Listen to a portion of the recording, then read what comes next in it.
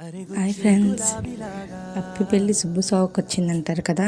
అలాగే మా పాప బర్త్డే కాదు కానీ చుట్టాలందరూ ఒకేసారి మార్నింగ్ వచ్చేసారు.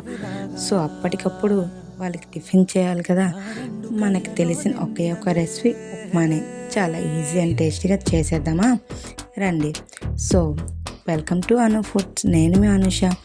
ముందు ఇది చాలా పెద్ద ప్రాసెస్ కాబట్టి చాలా పెద్ద ఐటమే ఉండాలి.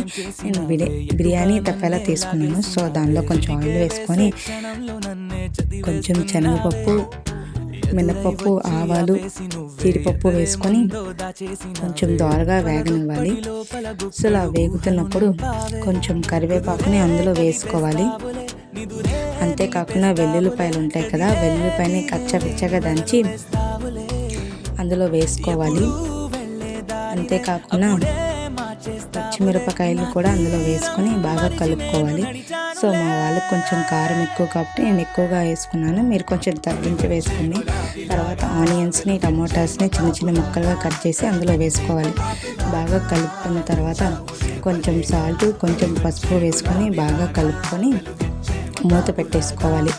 మూత పెట్టేసుకున్నాక అన్నీ బాగా దగ్గరగా వేగినప్పుడు అందులో తగినన్ని వాటర్ వేసుకోవాలి. సో మనం ఏ గ్లాస్తో అయితే మనం కొలిచి పెట్టుకుంటామో రవ్వను, ఆ గ్లాస్తోని మనం కొలుచుకునే రవ్వ బట్టి వాటర్ వేసుకోవాలి. నేను 2 గ్లాసెస్తోని తీసుకున్నాను అనుకో, 4 గ్లాసెస్ వాటర్ వేస్తాను. సో మీరు కూడా అలా మీరు కొలుచుకునే దాన్ని బట్టి వాటర్ వేసుకోవాలి. అవి బాగా తెల్లిన తర్వాత మనం ఇందాకలా రవ్వని బాగా వేయించి పక్కన పెట్టుకున్నాం కదా, దాన్ని కొంచెంగా వేసుకొని బాగా కలుపుకోవాలి. రవ్వ వేయించి పక్కన పెట్టుకోవడం వల్ల ఏంటంటే ఆ రవ్వ బాగా తొందరగా ఉడుకుతుంది. బాగా దగ్గరికి వచ్చేంత వరకు ఉప్మాని కలుపుకోవాలి.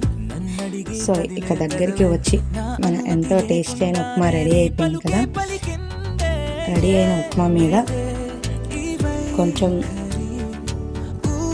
బాగా దగ్గరికి వచ్చిన తర్వాత స్టవ్ ఆపుకొని దాని మీద కొంచెం కొత్తిమీర, ఒక 5-6 జీడిపప్పు పలుకుల్ని మళ్ళీ మీద కూడా వేసుకుంటే చాలా బాగుంటుంది.